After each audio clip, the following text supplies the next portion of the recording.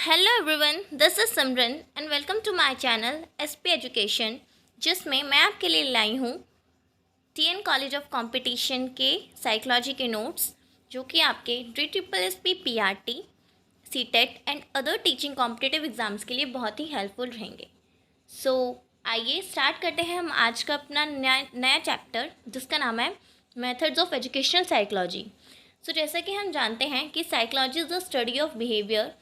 ठीक है, educational psychology में हम बच्चों के बिहेवियर को स्टडी करते हैं लर्निंग कंटेक्स्ट में, जिसके लिए अलग अलग मेथड्स एंड अलग अलग अप्रोचेस का यूज किया जाता है। सो आज की हम वीडियो में उन्हीं मेथड्स को एक एक करके जानेंगे। ओके, देखिए सबसे पहला है इंट्रोस्पेक्शन मेथड। इंट्रोस्पेक्शन का मतलब होता है आत्म परीक्षण। ठीक है, इस मेथड में जो इंडिविजुअल होता है वो अपने ऊपर ही मतलब परीक्षण करता है। ठीक है, वो अपने फीलिंग्स को, अपने थॉट्स को इवैल्यूएट करता है, उसके माइंड में क्या चल रहा है, अपने मेंटल प्रोसेस को इवैल्यूएट करता है, अपनी स्ट्रेंथ एंड वीकनेस को पहचानता है। ठीक है, तो ये सबसे ओल्डेस्ट मेथड है which was developed by structuralist. ठीक है, एंड इंट्रोस्पेक्शन एक लैटिन वर्ड है। इसमें इंट्रो का मतलब होता है विद इन एंड एस्पेक्शन का मतलब होता है लुकिंग या फिर ऑब्जर्वेशन। मतलब इसमें जो इंडिविजुअल है वो अपने अंदर ऑब्जर्वेशन करता है, अपने अंदर वो अपने थॉट्स एंड फीलिंग्स को एग्जामाइन करता है। तो it is like self observation, मतलब खुद को ऑब्जर्वेशन करना। ठीक है, ऑब्जर्व करना। Introspection was discarded by most of the psychologist because it was not objective enough. इस मेथड को बहुत सारे साइकोलॉजिस्ट ने डिस्कार्ड किया, ठीक है, मना करा, क्योंकि ये ज़्यादा ऑब्जेक्टिव नहीं था, ये बहुत ही ज़्यादा हाईली सब्जेक्टिव था।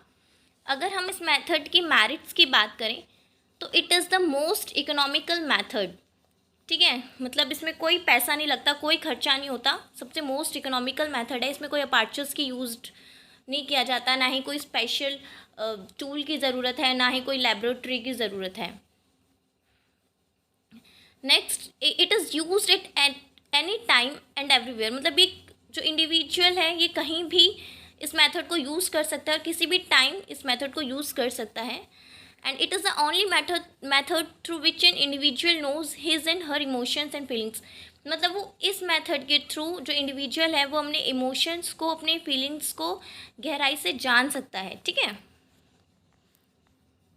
नेक्स्ट है डीमेरिट्स। अब देखिए हर मेथड्स के मेरिट्स भी होते हैं, डीमेरिट्स भी होते हैं। तो जिस तरीके से इंट्रोस्पेक्शन के मतलब इंट्रोस्पेक्शन मेथड के मेरिट्स हैं, उस तरीके से इसके डीमेरिट्स भी हैं।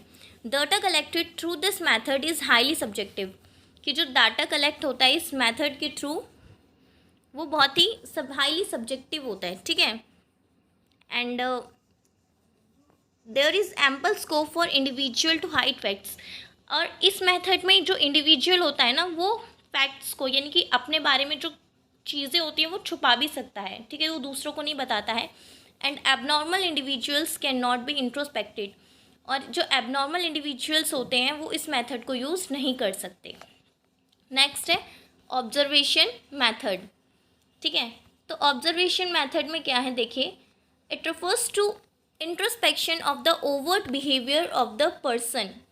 मतलब कि क्या है, इसमें जो ओवर्ट बिहेवियर है उसकी जांच की जाती है। ठीक है, आपने देखा होगा जैसे कि नेचुरल सेटिंग में या फिर आप कोई परफॉर्मेंस देते हो तो सिर्फ उसी को ही देखा जाता है, ऑब्जर्व किया जाता है और उसी के बेस पे आपको रैंक या फिर ग्रेड दी जाती है। Observation must be specific, systematic and quantitative and recorded immediately. मतलब उसको इमिडिएटली रिकॉर्ड कर फिर उसको क्वांटिटेटिव टर्म्स में उसको रैंक दी जाती है। ठीक है, to get reliable result, observation can be repeated a number of times or the other subjects may be observed by a number of observers। मतलब इसमें क्या है, reliable result मतलब कि एक विश्वसनीय रिजल्ट लाने के लिए इसमें ये होता है कि विश्वसनीय रिजल्ट निकले कि जो ऑब्जर्वेशन है एक ही इंडिविजुअल का वो बार बार होगा, या फिर एक ही इंडिविजुअल को जो भी सब्जेक्ट है जो ऑब्जर्व किया जाना है उसको काफ़ी सारे ऑब्जर्व करने वाले हैं वो अलग अलग ऑब्जर्व करेंगे। ठीक है, तो जिससे कि रियलेबल रिजल्ट निकलेगा। नेक्स्ट है टाइप्स ऑफ ऑब्जर्वेशन। अब ऑब्जर्वेशन के कितने टाइप्स होते हैं, ठीक है। पार्टिसिपेंट ऑब्जर्वेशन, जिसमें जो ऑब्जर्वर है, ठीक है, वो क्या पार्टिसिपेट लेता है ग्रुप में, फिर वो ऑब्जर्व करता है। तो इसमें जो मेंबर्स होते हैं, मतलब जिनको ऑब्जर्व किया जाना है, वो अपना एक्चुअल बिहेवियर हाइड नहीं कर पाते हैं। नेक्स्ट है नॉन पार्टिसिपेंट ऑब्जर्वेशन, मतलब कि इसमें जो ऑब्जर्वर है वो विदाउट पार्टिसिपेशन के ही ऑब्जर्व करता है, ठीक है। और इसमें वो पूरी तरीके से, मतलब कि इसमें जो ऑब्जर्वर होता है वो अनबियास्ड होता है and he will observe even minute things. देखिए ये जो लाइन है ना कि observer is unbiased and he will observe even minute things, ये एग्जाम्पल जैसे कि कोई डांस कंपटीशन होता है, ठीक है, सिंगिंग कंपटीशन होता है, जिसमें अलग अलग इंडिविजुअल्स जाते हैं अपना परफॉर्मेंस देने के लिए, और जो जज ऑब्जर्व करते हैं, ठीक है, तो इसमें वो उनकी छोटी से छोटी चीज़ ऑब्जर्व करते हैं और वो अनबियास्ड होता है, मतलब वो पार्शियलिटी नहीं करते, वो उनकी परफॉर्मेंस के अकॉर्डिंग उन्हें मतलब जज करते हैं। नेक्स्ट है कंट्रोल्ड ऑब्जर्वेशन, नेक्स्ट है कंट्रोल्ड ऑब्जर्वेशन, मतलब इसमें क्या है, जो एक्सपेरिमेंटल लेबोरेटरी में यूज होता है, मतलब कि जैसे आपने देखा होगा कि जैसे कि जो टीचर है वो जब कोई भी एक्सपेरिमेंट कराती है बच्चों को, ठीक है, या फिर बच्चों से करवाती है, तो एक कंट्रोल्ड ऑब्जर्वेशन उनका टीचर लेती है, ठीक है, वो कंट्रोल्ड होता है एक तरीके से। और जैसे कि सीसीटीवी कैमरा में बच्चों की एक्टिविटीज़ होती है, और कोई भी एक्सपेरिमेंट कराते वक्त टीचर की नज़रों में सारी एक्टिविटीज़ होती है, कौन बच्चा क्या कर रहा है, कैसे कर रहा है, ठीक है। नेक्स्ट है अनकंट्रोल्ड ऑब्जर्वेशन, ये नेचुरल सेटिंग में होती है, जैसे कि बच्चे ग्राउंड में खेल रहे हैं तो टीचर ऑब्जर्व कर रही है, तो यही है। नेक्स्ट है मैरिट्स, देखिए मैरिट्स इसका ये है कि it can be used with children of all ages, कि ये जो ऑब्जर्वेशन मेथड है ये सभी बच्चों के लिए लागू होता है, ठीक है, यूज़ कर सकते हैं चाहे वो किसी भी एज का बच्चा हो, and it doesn't require any special tool and equipment, और ऑब्जर्वेशन मेथड के लिए कोई भी स्पेशल टूल इक्विपमेंट की ज़रूरत नहीं पड़ती है। ऑब्जर्वेशन ग्रुप का भी हो सकता है और इंडिविजुअल का भी हो सकता है। ओके चलिए, अब नेक्स्ट है इसके demerits. There is a great scope for personal prejudices and bias of the observer. कई बार क्या होता है कि जो ऑब्जर्व करने वाला होता है, ठीक है, वो पक्षपात कर जाता है, तो इसका एक बहुत बड़ा डिमेरिट है। And second, records may not be written with 100% accuracy as the observation is recorded after the action of the observed. मतलब इसमें ये है कि जो ऑब्जर्व किया जाता है, ठीक है, ज़रूरी नहीं वो 100% एक्यूरेट हो। क्यों?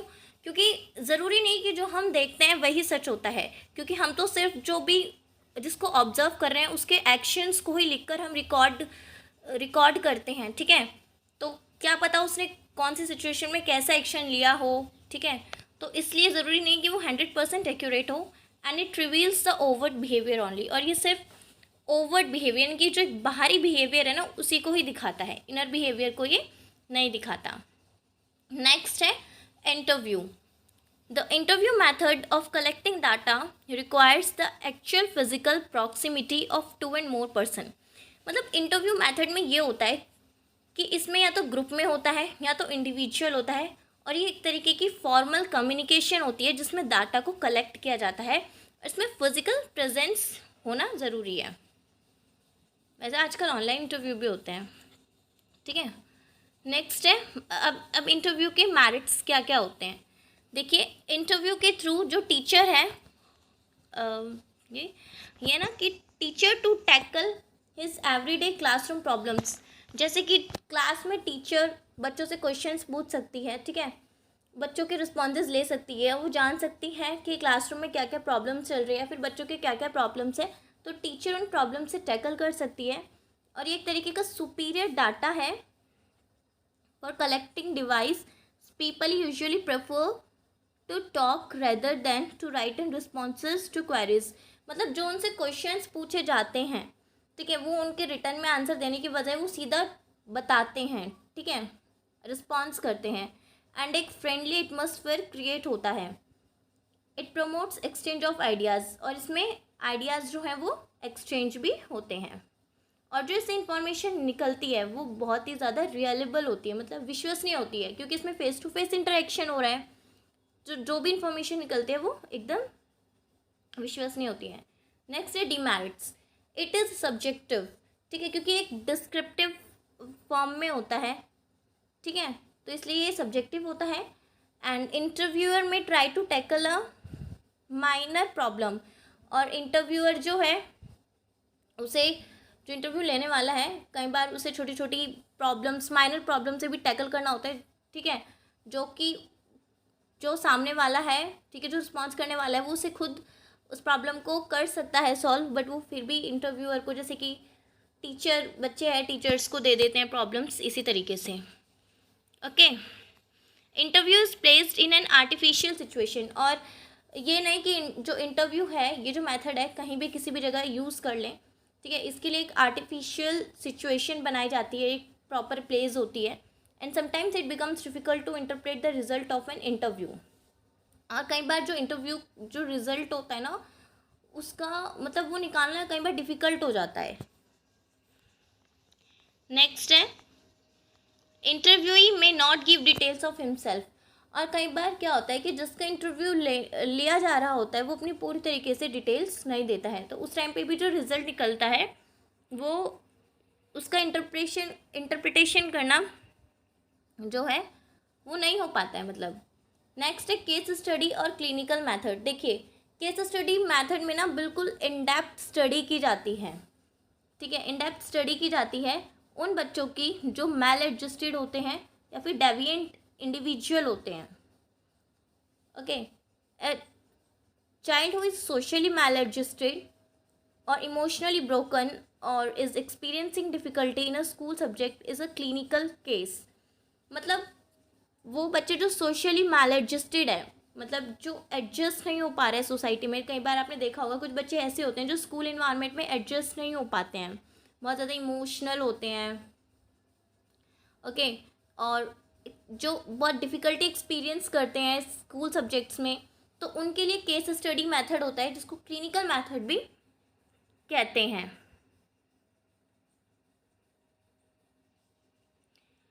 S clinical method is an in depth study of case, मतलब जो बच्चा है, ठीक है, वो तरीके से केस होते हैं, उसकी इन डेप्थ स्टडी की जाती है कि क्या उसकी प्रॉब्लम रही है, वो ऐसा क्यों कर रहा है, तो पूरी तरीके से डेप्थ में स्टडी की जाती है। डेट्स वाइज को केस स्टडी कहते हैं एंड केस हिस्ट्री मेथड भी कहते हैं।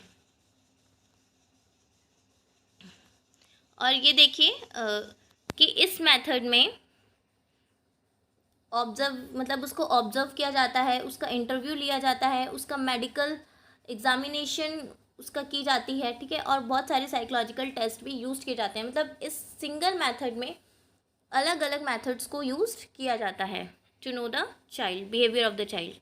अब बात करते हैं इसके मेरिट्स की। So it considers all aspect of the child and it is highly reliable, can be use to tool of evaluation, ठीक है, मतलब बहुत ज़्यादा हाईली रियलेबल होता है। मतलब इससे, क्योंकि देखो इसमें इंडिविजुअल को ही, मतलब इसमें ना इंडिविजुअल की ही केस स्टडी की जाती है, इंडिविजुअल को के बिहेवियर को ही जाना जाता है, ये ग्रुप में नहीं होता है, इंडिविजुअली होता है।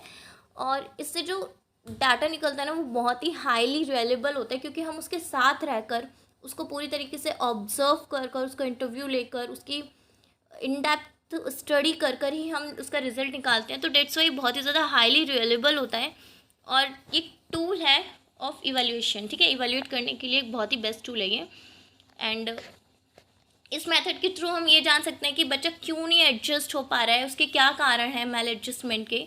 और साथ ही में इट हेल्प्स इन सजेस्टिंग, ये देखिए कि it helps in suggesting remedial measures for the rehabilitation of maladjusted cases. मतलब जो मैल एडजस्टेड केसेस होते हैं उनके लिए क्या रिहेबिलिटेशन किया जाए, ठीक है, क्या रेमेडियल मेजर्स किया जाए, ये सजेस्ट करता है, इस मेथड के थ्रू पता चलता है। एंड टीचर को भी मतलब ये हेल्प करता है कि to gain better concept of normal behaviour, कि बच्चे बच्चे का बिहेवियर ऐसा क्यों हो और किस तरीके से उसके बिहेवियर को नॉर्मल किया जा सकता है, उसके बारे में ये मेथड बहुत ही हेल्प करता है। नेक्स्ट है डिमेरिट्स। देखिए डिमेरिट्स की बात करें तो ये बहुत ही टाइम कंज्यूमिंग मेथड है। अब देखिए इंडिविजुअली यूज किया जाता है और इसमें ना सिर्फ कारण का पता लगाया जाता है बल्कि उसको रेमेडी भी दी जाती है। तो डिट्स एक टाइम कंज्यूमिंग मेथड है और इसमें बहुत ज़्यादा एफर्ट्स लगते हैं, ठीक है, और ये इंडिविजुअली केस होता है, ठीक है। इसमें डायग्नोसिस के साथ साथ ट्रीटमेंट भी किया जाता है और इसमें टेक्निकल प्रोफिशिएंसी और एक्सपीरियंसेस की ज़रूरत पड़ती है। मतलब ये एक्सपीरियंस टीचर ही इस मेथड को यूज़ कर सकता है। ओके, अब नेक्स्ट मेथड है डिफरेंशियल और सर्वे मेथड और स्टैटिस्टिकल मेथड। देखिए ये तीनों नाम एक ही है, इसे चाहे आप डिफरेंशियल कह लिए, सर्वे कह लीजिए या फिर स्टैटिस्टिकल मेथड कह लीजिए। तो सर्वे जैसे कि आपको पता होगा, जैसे कि सेंसस होता है तो लोग सर्वे करने आते हैं ना, घर घर जाके सर्वे करते हैं, डाटा कलेक्ट करते हैं, ठीक है। तो ये तो एग्जांपल दे रही हूँ। तो this method is based on individual differences. तो ऑफकोर्स इसमें इंडिविजुअल टू इंडिविजुअल सर्वे होता है, तो it based on individual experiences,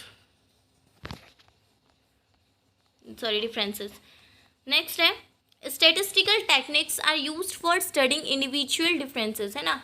और इसमें देखो इसको स्टैटिस्टिकल टेक्निक्स मतलब स्टैटिस्टिकल मेथड इसलिए कहा जाता है क्योंकि इसमें स्टैटिस्टिकल टेक्निक्स का ना यूज किया जाता है फॉर स्टडिंग इंडिविजुअल डिफरेंसेस, ठीक है। जैसे आपको पता होगा कि एक डाटा कुछ बना होता है, टेबल सा, जिसमें उनको क्वेश्चंस पूछे गए होते हैं, उनका आंसर लिखना होता है, ठीक है। जैसे लिख रखा है ना कौन कौन सी टेक्निक्स होती है, ये आप देख लीजिए। जैसे ये टेस्ट हो गया, क्वेश्चनरीज जिसमें क्वेश्चंस होते हैं, या फिर टेस्ट एक तरीके से हो गया, उनको ऑब्जर्व किया जाता है, इंटरव्यू भी लिया जाता है, ठीक है। And use of statistics in analysing the data. और जब पूरे डाटा कलेक्ट किया जाता है तो उसको एनालाइज करने के लिए स्टेटिस्टिक्स का भी यूज़ किया जाता है। और प्लस ये होता है कि जो सर्वे मेथड है ना, उससे हम जो डाटा कलेक्ट करते हैं वो लार्ज नंबर ऑफ ग्रुप्स का करते हैं। नेक्स्ट है मेरिट्स, कि अब इस मेथड के क्या क्या मेरिट्स हैं। It is useful in determining the present trends and solving current practical problems. देखिए सर्वे मेथड के थ्रू ना जो करंट प्रैक्टिकल प्रॉब्लम्स चल रही है ना, उनको सॉल्व किया जाता है, ठीक है। प्लस क्या है, और साथ में फ्यूचर डेवलपमेंट, मतलब अगर सेम प्रॉब्लम किसी और इंडिविजुअल की है, ठीक है, या फिर कई और लोगों की है जो जिनकी सेम प्रॉब्लम है, तो उनकी प्रॉब्लम्स को किस तरीके से ठीक किया जा सकता है, फ्यूचर में किस तरीके से उसको ठीक करके और डेवलपमेंट किया जा सकता है, तो ये इस मेथड में एनालाइज किया जाता है। And description of survey report is possible in mathematical and quantitative terms. मतलब जो सर्वे रिपोर्ट आती है, ठीक है, उसमें जो एक डाटा होता है या फिर जो रिजल्ट निकलता है वो मैथमेटिकल क्वांटिटेटिव टर्म्स में ही निकलता है। जैसे एग्जांपल आप सेंसस में देख सकते हो, जैसे निकलता है ना कितनी पॉपुलेशन है, नंबर्स में आता है, मैथमेटिकल टर्म्स में, क्वांटिटेटिव टर्म्स में आता है, फिर स्टेट वाइज पॉपुलेशन निकलती है। Okay, next demerits. देखिए कि survey method is focuses on existing condition, कि ये सिर्फ प्रेजेंट कंडीशन पे ही ध्यान देता है। It pays little attention to the past which might have cause the present problem. देखिए यहाँ पे एक बात है कि ना ये it pays little attention to the past, मतलब उस प्रॉब्लम का क्या कारण रहा होगा पास्ट में, उस पर ये ध्यान नहीं देता, सिर्फ प्रेजेंट पे ही ध्यान देता है। तो ये इसका एक सबसे बड़ा डिमेरिट है, क्योंकि आपको भी पता है कि जब तक कारण पता ना हो प्रॉब्लम को अच्छी तरीके से सॉल्व नहीं किया जा सकता, ठीक है। And there is possibility of manipulation of data by the surveyor. मतलब क्या होता है कि कई बार जो सर्वे करने वाले होते हैं वो डाटा में ना हेर फेर कर देते हैं, ठीक है। तो ये भी एक डिमेरिट है। अब एंड नेक्स्ट है it is subjected to sampling error, sometimes samples are not true that is representative of the population. जैसे कि देखा होगा आपने कभी कभी कि जो सैम्पलिंग होती है, जो सैम्पल एरर दिखा देते हैं, मतलब जो सैम्पल्स आते हैं वो कई बार ठीक नहीं होते, गलत होते हैं, ठीक है। तो ये भी एक डिमेरिट है, ठीक है, क्योंकि आप बहुत वास्ट लेवल पे ये किया जाता है और बहुत ज़्यादा लार्ज पॉपुलेशन का किया जाता है, तो ऑफकोर्स है कि इसमें गलती होना, हेर फेर होना, मतलब ये होता ही है, तो ये डिमेरिट्स हैं इसके। नेक्स्ट है एक्सपेरिमेंशियल और scientific method. It is the most objective scientific method for studying behaviour. तो ये बहुत ऑब्जेक्टिव एंड साइंटिफिक मेथड है किसी भी बच्चे के बिहेवियर को स्टडी करने के लिए। The investigator studies the cause and affect relationship regarding human behaviour by performing experiments. मतलब इसमें क्या है कि जो इन्वेस्टिगेटर है ना, वो कारण भी जानता है, ठीक है, और उस कारण के क्या अफेक्ट हैं वो ये भी पता करता है इस मेथड के थ्रू कि वो जो बिहेवियर है उसका बिहेवियर ऐसा क्यों है बच्चे का, और इसके क्या क्या अफेक्ट हो सकते हैं। तो डिफरेंट एक्सपेरिमेंट्स के थ्रू ये सब वो इस मेथड्स में पता करता है, और बहुत ही ज़्यादा ये हाईली ऑब्जेक्टिव मेथड होता है। इसमें वो ऑब्जर्व करता है और अंडर रिजिडली कंट्रोल्ड कंडीशंस। मतलब इस मेथड में जो बच्चे का बिहेवियर को जो ऑब्जर्व किया जाता है ना, वो बहुत ही कंट्रोल्ड कंडीशंस में किया जाता है, रिजिडली, ठीक है। एक्सपेरिमेंट्स में भी कंडक्टेड इन अ लेबोरेटरी। और जो एक्सपेरिमेंट्स जो किए जाते हैं बच्चे के ऊपर या फिर उसके बिहेवियर को स्टडी करने के लिए, ठीक है, या तो वो लेबोरेटरी में किया जाते हैं, लेबोरेटरी में किया जाते हैं तो वो क्लासरूम में या फिर अदर फील्ड सिचुएशन में, ठीक है, ऐसे नहीं कहीं भी आप उसको स्टार्ट हो गए उसको मतलब स्टडी करने के लिए। वन ग्रुप डिज़ाइन, ये इम्पॉर्टेंट नहीं है। नेक्स्ट देखिए, अब नेक्स्ट है इस मेथड के मेरिट्स। तो it is the most objective and systematic method of getting reliable data, ठीक है। जिस तरीके से केस स्टडी में रियलेबल डाटा निकलता है उसी तरीके से इसमें भी रियलेबल डाटा निकलता है, और ये बहुत ही ज़्यादा ऑब्जेक्टिव सिस्टमेटिक मेथड है। The findings of the experimental method are open to critical examination verification. क्योंकि इसमें जो रिजल्ट निकलता है, ठीक है, वो कैसे निकलता है, क्योंकि इसमें एकदम क्रिटिकल मतलब एग्जामिन करते हैं बच्चों के बिहेवियर को, वेरीफाई करते हैं, तो जो रिज़ल्ट निकलता है वो बहुत ही रियलेबल होता है और एक कंट्रोल कंडीशन में, जैसे कि बच्चों के बिहेवियर को ऑब्जर्व किया जाता है, ठीक है, इन्वेस्टिगेशन की जाती है इसमें, तो वही है। अब हम बात करते हैं डिमेरिट्स की।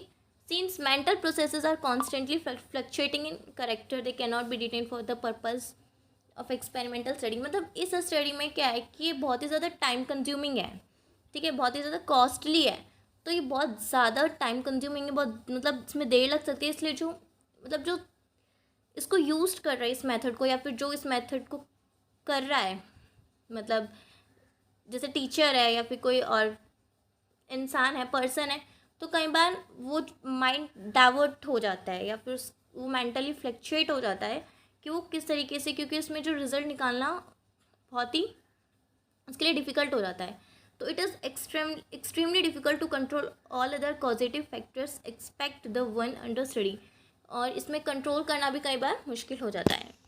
नेक्स्ट है टेस्टिंग। देखिए, जैसे आपको पता है कि क्लासरूम में जब टीचर पढ़ाती है तो वो ये इवेल्युएट करने के लिए कि बच्चों को कितना आया है वो टेस्ट लेती है ना, तो यही एक मेथड होता है बच्चों को जानने के लिए, ठीक है, उनकी इंटेलेक्चुअल जो मतलब बच्चों ने सीखा है वो जानने के लिए, कि testing is the most common technique for collecting data in educational psychology. और ये बहुत ही ज़्यादा मोस्ट कॉमन टेक्निक है डाटा कलेक्ट करने की, ठीक है। Testing is use to measure achievement level and progress of the people.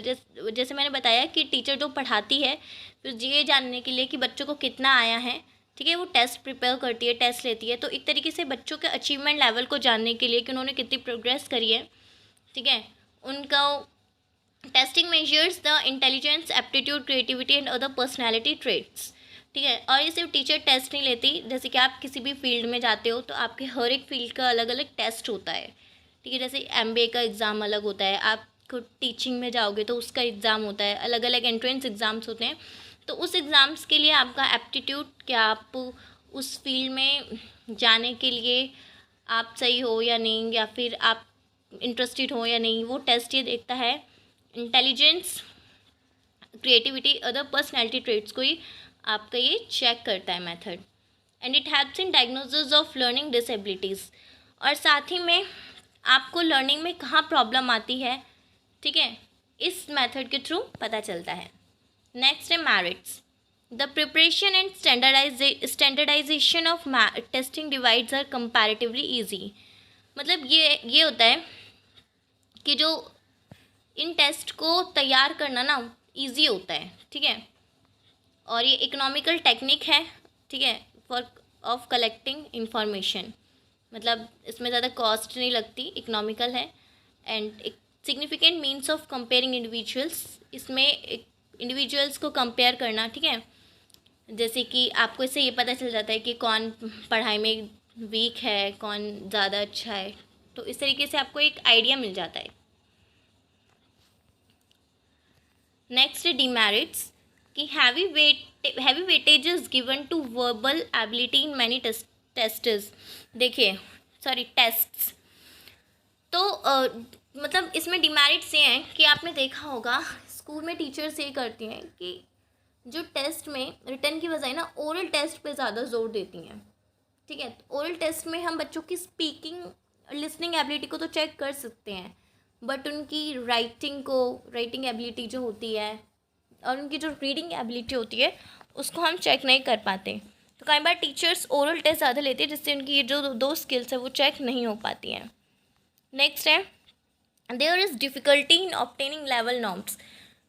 ठीक है, कई बार जो हमें पता लगाना होता है, ठीक है, मतलब इस ओरल टेस्ट पे ज़्यादा जोर दिया जाता है तो हमें जो एक रिज़ल्ट चाहिए होता है वो नहीं पता लगा पाते हैं. And indifference, lack of attention, low motivation, low commitment etcetera tend to invalidate the test result.